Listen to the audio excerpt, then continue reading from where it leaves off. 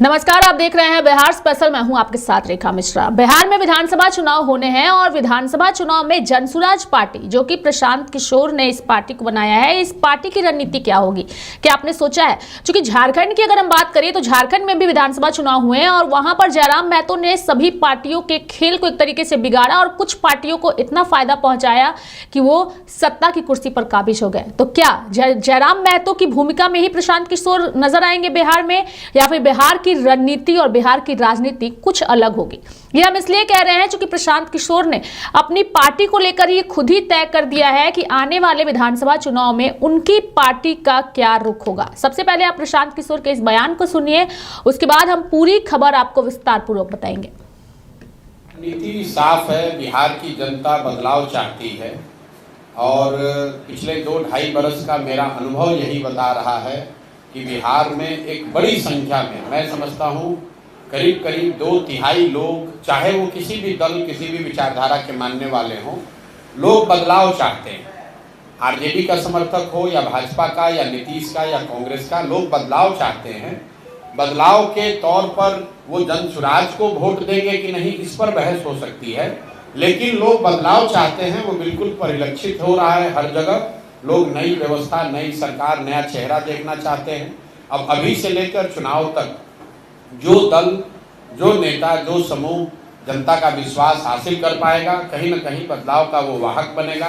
तो जनसुराज की अपनी सोच ये है कि हम लोगों ने जो प्रयास 2-2.5 बरस पहले शुरू किया है, जिसके मूल में ये बात रही है कि बिहार में राजनीतिक विकल्प न होने की वजह से, जो पिछले 25-30 साल से लोग सब कुछ जानने समझने के बावजूद विकल्प नहीं होने की वजह से भाजपा के डर से लालू और लालू के डर से भाजपा को जो वोट देते आए हैं, उनके सामने एक सशक्त और ईमानदार विकल्प हो ताकि जनता उस विकल्प को चुन सके। हम लोग उस प्रयास में पिछले 2-2.5 साल से लगे हुए हैं। भगवान ने जो भी बुद्धि शक्ति दी है, सब कुछ लगाकर ये प्रयास किया है कि बिहार की जनता के पास एक स्वच्छ और बेहतर विकल्प हो। अब जनता उस पर क्या निर्णय लेगी वो तो चुनाव में आपको दिखेगा। हम लोग की रणनीति यही है कि जिस ईमानदारी और शुद्धता की मैंने बात पिछले 2-2.5 साल में कही है, उसको छोड़े बगैर राजनीतिक तौर पर एक बेहतर, स्वच्छ, ईमानदार विकल्प जनता के सामने रखा है।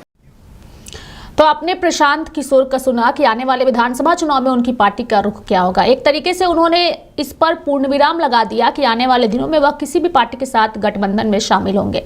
बिहार की अगर हम बात करें तो बिहार में कांग्रेस और आरजेडी को लेकर के जो तनातनी का माहौल था, उसमें यह स्पष्ट हो गया कि आरजेडी कांग्रेस एक साथ बिहार में विधानसभा चुनाव लड़ेगी। लेकिन जनसुराज ने भी अपनी रणनीति को स्पष्ट कर दिया है। जनसुराज पार्टी की बात करें तो 2025 के विधानसभा चुनाव में जनसुराज बिहार की सभी 243 सीटों पर चुनाव लड़ेगी। हालांकि अभी तक कितनी सीटों पर चुनाव लड़ेगी इसकी आधिकारिक घोषणा नहीं है, लेकिन सूत्रों के मुताबिक यह खबर फिलहाल सामने आई है। वहीं जो है जनसुराज बिहार बदलने का प्रयास भी करेगी और चुनाव जीतकर किसी के साथ गठबंधन कर सरकार बनाने का सवाल ही नहीं उठता। इस पर पहले ही प्रशांत किशोर ने प्रेस कॉन्फ्रेंस करके जानकारी दे दी थी। वहीं अगर जनसुराज सत्ता में आती है तो बिहार से शराबबंदी भी खत्म किया जाएगा, ऐसा भी प्रशांत किशोर ने कई बार कहा था और अपनी बातों को भी रखा था। ऐसे में देखने वाली बात होगी कि आने वाले दिनों में जनसुराज पार्टी बिहार की राजनीति में क्या उभर करके सामने आता है। यानी कि झारखंड की तरह जेएलके पार्टी के जो राष्ट्रीय अध्यक्ष है जयराम महतो, उन्हीं की तरह जयराम महतो की ही तरह प्रशांत किशोर बिहार में भूमिका निभाएंगे, या फिर बिहार की राजनीति में कुछ अलग नज़ारा नजर आएगा, ये आने वाला वक्त तय करेगा। लेकिन फिलहाल जनसुराज को भी बिहार में हल्के में सत्ता में और विपक्ष में बैठे नेता नहीं ले सकते, क्योंकि प्रशांत किशोर ने कई नेताओं को सत्ता की कुर्सी पर बैठाने में महत्वपूर्ण भूमिका निभाई है और इस बार का विधानसभा चुनाव उनकी पार्टी के लिए किसी परीक्षा से कम नहीं है। मेरे साथ फिलहाल अभी के लिए बिहार स्पेशल में इतना ही। आप देखते रहिए लाइव इंडिया हर पल। नमस्कार।